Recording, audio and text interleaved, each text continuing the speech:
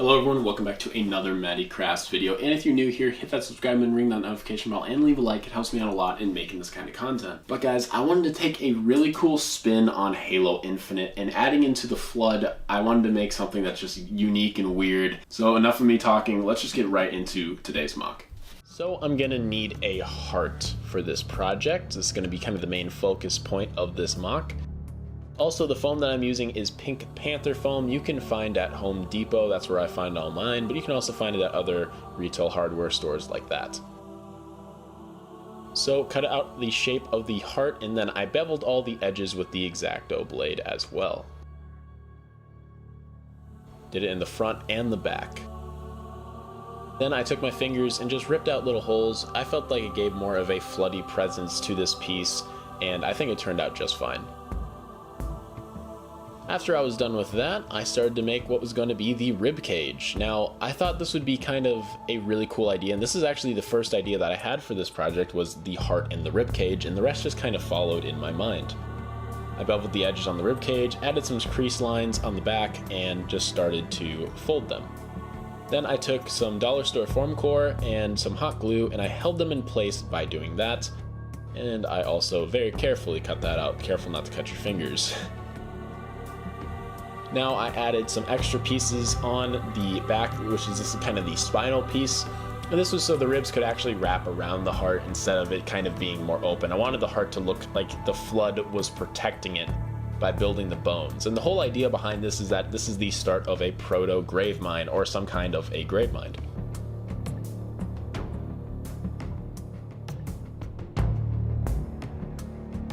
So I wrapped each one of the ribs around the rib cage, and then I was able to start on the sides of the mock.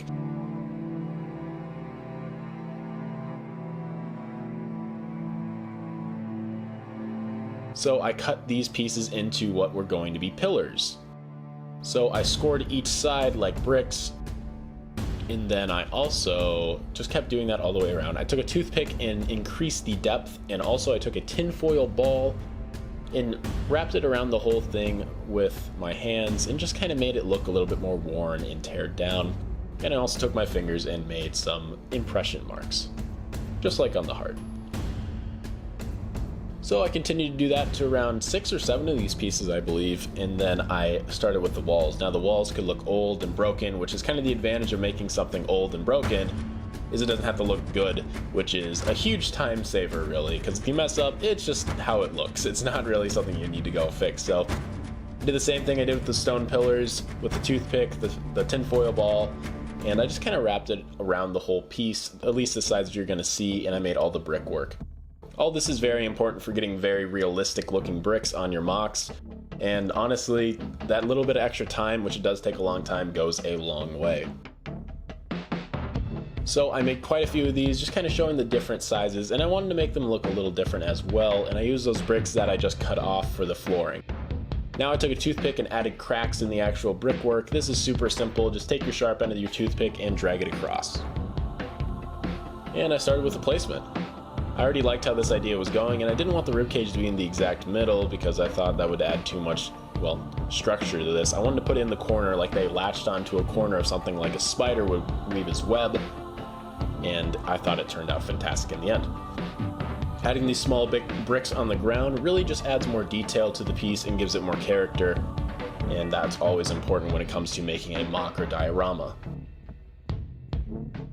Now, I made some more of these pillars, and these pillars I wanted to have a little bit more life to it. This is a very old building that had been here for a long time, from the old civilization of humans, and basically I just wanted to make it look like it was falling apart and it had some kind of a structure to it. Maybe it was an old church.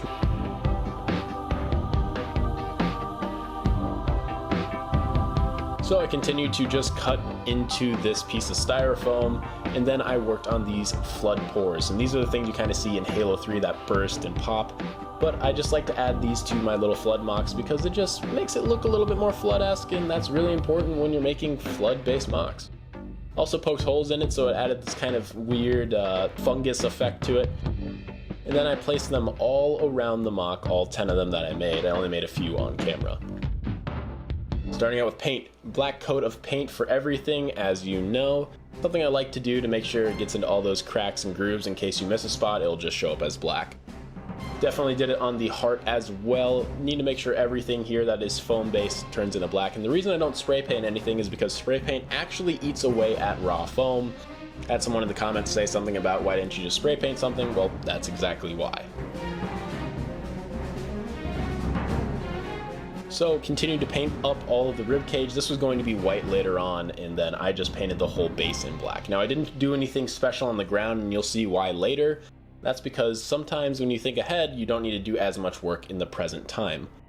Then for the brick color and the building color, I wanted to make it a weird slimy green. So I grabbed some green and I just started slapping it on everywhere.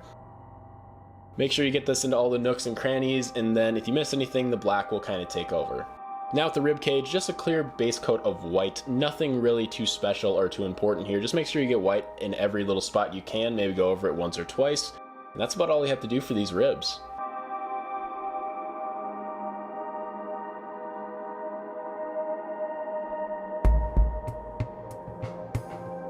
As you can see, lots of painting, and it takes a long time, and if I didn't speed it up, it would be a way longer video. Now for the heart, I wanted to do a base color of a red that kind of turned into a pink because there was still white on the brush, but it got the job done and I thought it looked pretty dang good. Now for a white dry brush on all the brickwork, really shows those cracks and details, especially when you put black on anything first. So it just really adds more depth and detail to every single piece. So I did that to all the bricks, and I even did that to the ground just a little bit, but not a ton. So for the groundwork, I'm going to be using hot glue and a piece of foam, and basically this is just going to give that really nice flood texture to the ground. This was an idea that I thought of a long time ago when I was making a grave mine, and it's stuck to me ever since. It always works, it always looks good, and it really gives that flood effect of kind of that icky fungus that's just coming off the ground, or that biomass, I guess you would say. So then I added paint. Now I like to add my paint actually to whatever I'm doing if it's just a big brush, because why waste paint on like a piece of cardboard and then bring it over? So I did that to the entire ground, and I did that to all those little flood spores as well. This was a sad little marine that I molded a long time ago that got stuck on here just for a little bit more detail to this piece and kind of add a little bit more of a flair to it, like these floods have been kind of growing for a while and then been taking parts from various different humans, covenants, and banished. Or I guess banished, there's no covenant anymore. Now I'm going to be adding on these stone pillars. Now I added these stone pillars all across because I thought it would make the building look like it was taller instead of this collapsed building that's really old, and I think I did that. It adds just more detail to the piece. For each one of the flood spores, I added some red on the very top, just kind of like it is in the game, and then I also added red on the wall. Now you don't want to go too crazy on this unless you really want a red theme for your flood, but I like to just add a little bit of red to give it a different color palette. Added all these pillars around, and now I started with another trick that I use, and this is to make flesh, flood flesh. Basically all you have to do is take a piece of metal, like a pan, I got that from Goodwill, and you just add hot glue on top and smack it with your piece of foam, and it makes this awesome looking flood flesh when you add some red. Now I did this around the rib cage because I wanted to make it feel like the rib cage was actually growing and becoming the proto grave mine at the time, so to do that I just added some of this red flesh around, and I thought it turned out pretty good in the end. Same thing with the heart. I wanted the heart to feel alive, and I did a dry brush of that sand color to it that I used for the flood as well on the ground, and I thought it turned out really nice. Every little step that you do is very important for making an amazing MOC. So I attached the rib and the heart together, and then I also put it to the back wall, and then I glued on the Jega.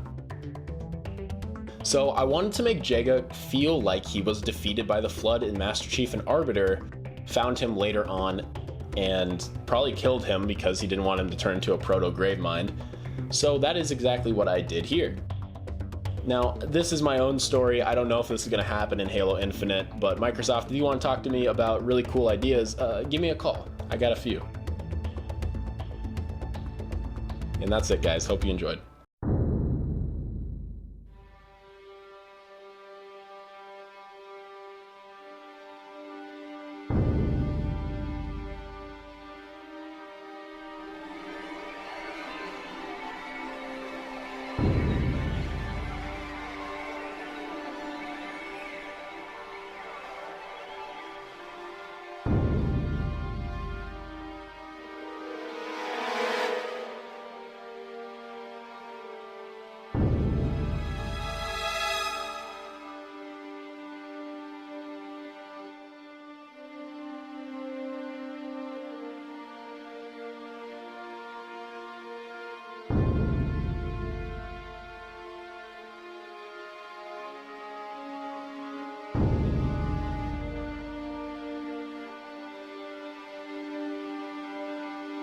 So everyone, here it is. This is the Flood Halo Infinite MOC, and I wanted to make a weird kind of rib cage around a Flood heart, and then also put a new enemy that's going to be chasing Master Chief for the majority of the game, Jega, which I believe that's how you say his name, up in the Flood is captured him, kind of like Captain Keyes in Halo CE. And I think this MOC shows a really cool side of the Flood that could really come out in Halo Infinite, that needs to come out in Halo Infinite, and show us that aspect that we've always craved since Halo 2 and Halo 3 that they haven't branched upon really at all. So guys, let me know in the comments down below if you thought this was a really cool MOC, and if you like this kind of architecture and design. I love making old brickwork and architecture and design. I think it looks amazing. I think this MOC looks really cool. So thank you so much for tuning in. I really do appreciate it, and I hope to see you all in the next one. And also, if you enjoyed the video, don't forget to leave it a like as well. Have a great rest of your day, evening, or night. Peace out.